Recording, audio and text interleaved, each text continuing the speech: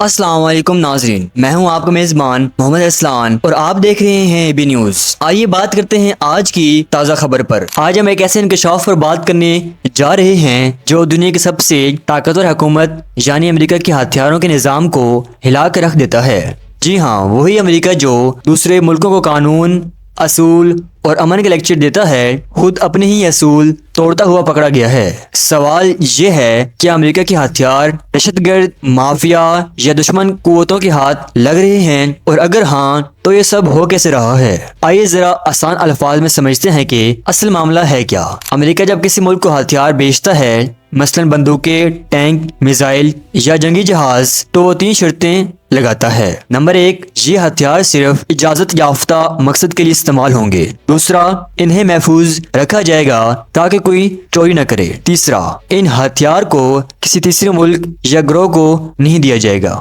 یہ 3 شرطیں کاغذ پر تو بڑی خوبصورت لگتی ہیں، لیکن حقیقت میں ایک نیا سرکاری امریکی ادارے کا رپورٹ سامنے آیا ہے جس نے سب کچھ بے نقاب کر دیا ہے۔ یہ رپورٹ امریکی گورنمنٹ اکاؤنٹیبلٹی آفس نے جاری کی ہے، ایک ایسا ادارہ جو امریکی حکومت کے کاموں پر نظر رکھتا ہے، اور اس رپورٹ نے بتایا ہے کہ امریکہ کا پورا نظام ہتھیاروں کے غلط استعمال کی نگرانی کے معاملے میں ناکام ہو چکا ہے۔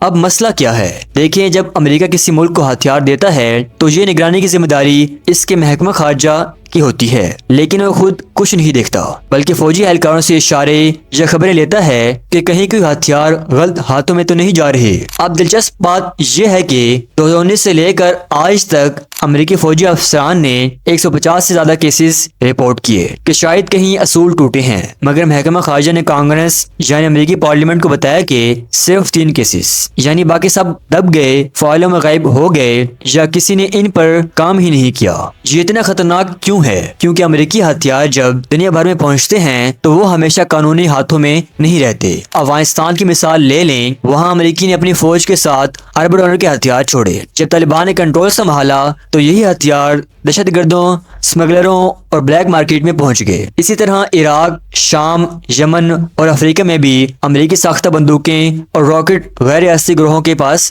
جا پہنچے۔ ایک برطانوی ادارے کانفلکٹ ارمامنٹ ریسرچ نے تو یہ بھی بتایا کہ داعش یعنی ISIS کے پاس موجود گولہ باری میں کئی ایسے ہتھیار شامل تھے جو امریکی سپلائی لائن سے آئے تھے، یعنی وہی ہتھیار جو امریکہ نے دہشت گردی کے خلاف لڑنے کے لیے بنائے تھے، وہ خود دہشت گردوں کے ہاتھ میں پہنچ گئے۔ رپورٹ میں اور کیا نکلا؟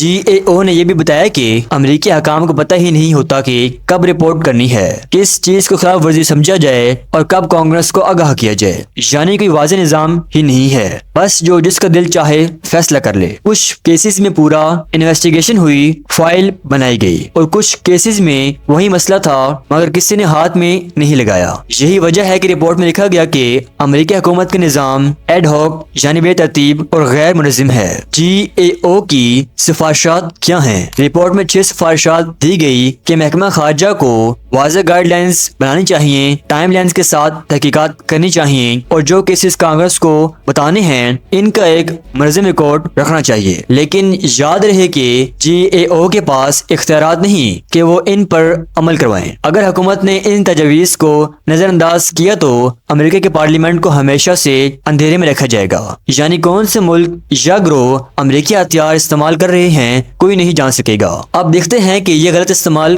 کہاں کہاں ہوا۔ یہ کہانی صرف افغانستان یا مشرق وسطی تک محدود نہیں۔ ایک امریکی انویسٹیگیشن کے مطابق میکسیکو کے ڈرگ کارٹلز کے پاس بھی امریکی ساختہ رائفل گولیاں ملی جس سے سینکڑوں لوگ مارے گئے۔ اب سوچیں، جو ہتھیار امن کے نام پر بیچے گئے وہ جرم، خون ریزی اور ظلم کے لیے استعمال ہو رہے ہیں۔ ماہرین کہہ رہے ہیں کہ یہ بات نہ صرف اخلاقی بلکہ قومی سلامتی کے لیے بھی خطرناک ہے، کیونکہ اگر یہی ہتھیار کل کسی دن امریکہ یا اس کے اتحادیوں کے خلاف استعمال ہو گئے تو کیا ہوگا؟ اب آتے ہیں ایک اور دلچسپ موڑ پر، دوہرا معیار۔ جب دوسرے ملک خاص طور پر مسلم ممالک پر الزام لگتا ہے کہ ان کے ہتھیار غلط استعمال ہوئے تو امریکہ فوراً پابندیاں لگا دیتا ہے، لیکن جب خود امریکہ کے ہتھیار اسرائیل، میکسیکو یا کسی اور جگہ شہری کے خلاف استعمال ہوتے ہیں تو امریکہ خاموش رہتا ہے۔ مثلاً 2024 میں امریکی حکومت نے ایک رپورٹ جاری کی جس میں کہا گیا کہ اسرائیل نے بھی بعض مقامات پر امریکی ہتھیار بین الاقوامی انسانی قانون کی خلاف ورزی میں استعمال کیے، مگر نتیجہ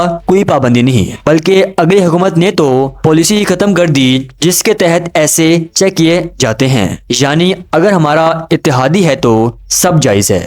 یہ خطرہ کیوں بڑھتا جا رہا ہے؟ کیونکہ امریکہ کے پاس اب کوئی منظم نظام ہی نہیں بچا کہ وہ اپنے ہتھیاروں کے حساب رکھ سکے۔